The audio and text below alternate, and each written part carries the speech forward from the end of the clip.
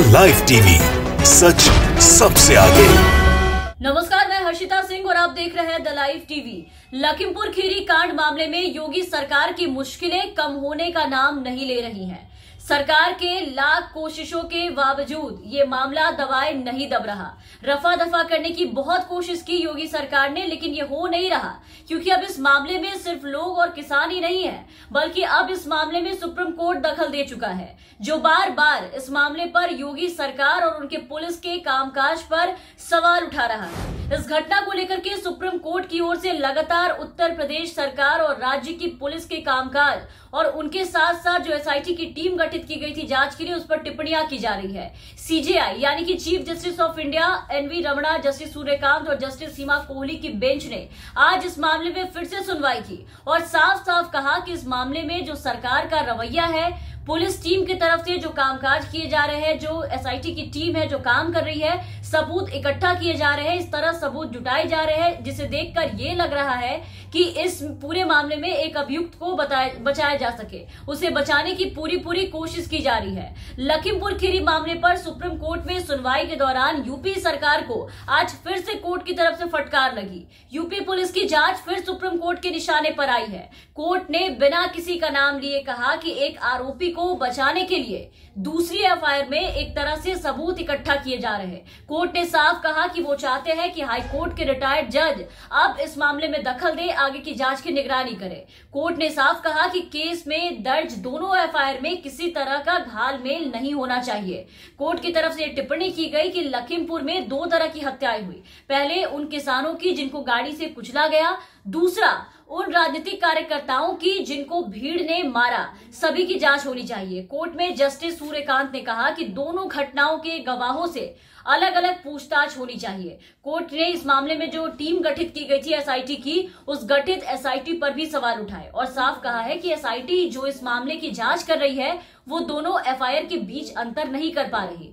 Court ने कहा कि हम इस मामले में हाई कोर्ट के रिटायर्ड जज को नियुक्त करना चाहते हैं, ताकि दोनों एफआईआर के बीच में अंतर हो पाए कि दोनों एफआईआर अलग अलग है। और इसके लिए कोर्ट की तरफ से पंजाब हाई कोर्ट के पूर्व जज रंजीत सिंह और राकेश कुमार का नाम सुझाया गया है। इस पर अपना मत देने के लिए यूपी सरकार की तरफ से पेश हुए जो वकील थे हरीश शोलवे, उन्होंने वक्त मांगा है, क्योंकि सुप्रीम कोर्ट के इस फटकार और इस कड़े रुख को देख करके इनकी हालत खराब हो चुकी है। ये इस मामले को जितना आसान समझ रहे थे और इस मामले की दूसरे मामलों की तरह ही सत्ता के पावर के तले बंद करवा देने, रफा दफा कर देने और दबा देने की सोच बैठे थे कि मंत्री पुत्र को बचा लेंगे। ये मामला वाकई में उतना आसान हो नहीं पाया। ये अब योगी सरकार के लिए मुसीबत बन चुका है। विधानसभा चुनाव के पहले बीजेपी के लिए ये मामला अब काल साबित हो चुका है। योगी सरकार के रवैये पर पहले लोग सवाल उठा रहे थे, जांच पर भरोसा नहीं था, योगी सरकार के कामकाज पर, उनकी जांच पर, टीम पर, और अब देखिए कि सुप्रीम कोर्ट की तरफ से भी यही शिकायत आ गई है कि अब सुप्रीम कोर्ट तक को सरकार पे भरोसा नहीं रहा। सुप्रीम कोर्ट के जज इस पूरे मामले पर चल रही जांच और राज्य सरकार के कामकाज से बिल्कुल भी खुश नजर नहीं है, ना ही संतुष्ट है। आपको बता दें कि सुनवाई के दौरान शीर्ष अदालत यानी कि सुप्रीम कोर्ट ने सुझाव दिया कि हाई कोर्ट के रिटायर्ड जज को लखीमपुर खीरी के मामले में चल रही जांच की निगरानी करनी चाहिए और अदालत ने राज्य की योगी सरकार से कहा है कि वो शुक्रवार को यानी कि इस हफ्ते में जो शुक्रवार है उस तक इस मामले में जवाब अपना दे दे। अदालत ने पिछली सुनवाई के दौरान भी उत्तर प्रदेश सरकार से पूछा था कि अभी तक सिर्फ 23 गवाहों से ही पूछताछ क्यों की गई है। अदालत ने सरकार को आदेश दिया था कि वो गवाहों को खोजे, जितने भी लोग थे सभी गवाहों को खोजे, उनसे बयान ले, स्टेटमेंट ले और उन्हें सुरक्षा भी दे। जस्टिस सूर्यकांत ने कहा कि हमने एसआईटी से उम्मीद की थी कि वो किसान की हत्या मामले में दर्ज एफआईआर पर नंबर 219 और राजनीतिक कार्यकर्ताओं की हत्या को लेकर के दर्ज जो एफआईआर थे उन नंबर 220 को लेकर के अलग अलग जांच करेंगे, 220 और 19 को लेकर के। इस पर सोलवे ने कहा कि सरकार दोनों में अलग अलग जांच कर रही है। तो इस पर जस्टिस सूर्यकांत ने कहा कि अब ये कहा जा रहा है कि 2 एफआईआर दर्ज की गई है और एक एफआईआर में दर्ज किए गए गवाहों को दूसरी एफआईआर में इस्तेमाल किया जाएगा। उन्होंने कहा कि बहुत दुख के साथ हमें ये कहना पड़ रहा है कि 220 वाली एफआईआर जो 220 वाली एफआईआर दर्ज की गई थी उसमें इस तरह सबूत जुटाए जा रहे हैं पहले वाले को लेकर के, ऐसा लग रहा है कि किसी एक अभियुक्त को बचाया जा सके।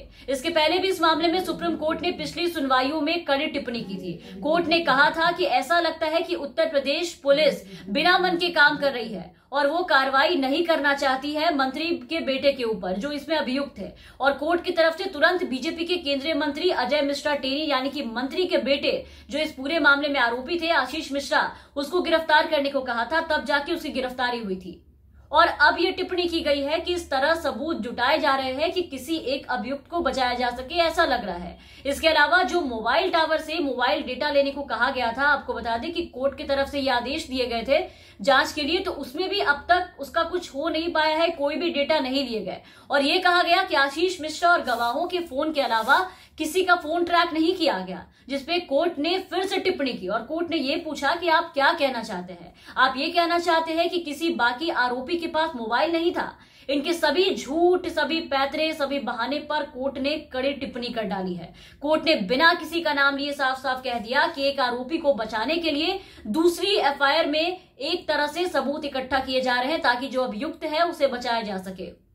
साथ ही कोर्ट ने मामले में गठित एसआईटी पर सवाल उठाए और कहा कि एसआईटी जो इस मामले की जांच कर रही है वो दोनों एफआईआर के बीच अंतर नहीं कर पा रही, इसीलिए इस मामले में हाई कोर्ट के रिटायर्ड जज को नियुक्त करना चाहते हैं सुप्रीम कोर्ट के जज, ताकि दोनों एफआईआर के बीच अच्छे से अंतर हो पाए, मामले में कुछ अच्छा निष्कर्ष निकल पाए। कोर्ट ने पंजाब हाई कोर्ट के पूर्व जज रंजीत सिंह और राकेश कुमार का नाम सुझाया है। इस पर अपना मत देने के लिए यूपी सरकार की तरफ से पेश जो वकील हुए थे हरीश साल्वे, उन्होंने वक्त मांगा है। अब शुक्रवार को इस मामले पर सुनवाई होगी, तो अब देखना होगा कि अगले सुनवाई में कोर्ट की तरफ से क्या कुछ फैसला सुनाया जाता है। तमाम अपडेट्स और खबरों के लिए आप बने रहे द लाइव टीवी के साथ। चैनल पर नए हैं तो चैनल को सब्सक्राइब कर लीजिए, साथ ही बेल आइकन दबाना ना भूलें ताकि हम आपको हर खबरों से अपडेट रख सके।